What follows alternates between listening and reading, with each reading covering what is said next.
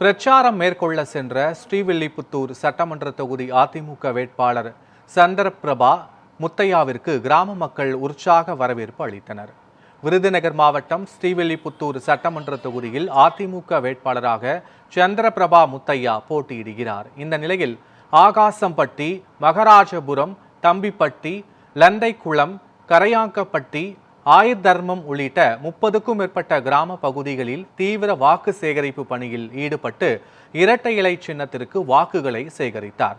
மேலும் செல்லும் இடங்கள் எல்லாம் அதிமுக வேட்பாளர் சந்திரபிரபா முத்தையாவிற்கு பொதுமக்கள் சிறப்பான வரவேற்பு அளித்தனர். மேலும் அதிமுக ஆட்சி அமைந்தவுடன் கிராம பகுதிகளில் உள்ள அனைத்து குறைகளும் சரி செய்து தரப்படும் என அதிமுக வேட்பாளர் வாக்குறுதி அளித்தார். அப்போது ஏராளமான அதிமுக நிர்வாகிகள், தொண்டர்கள், கூட்டணி கட்சியினர் உடன் இருந்தனர்.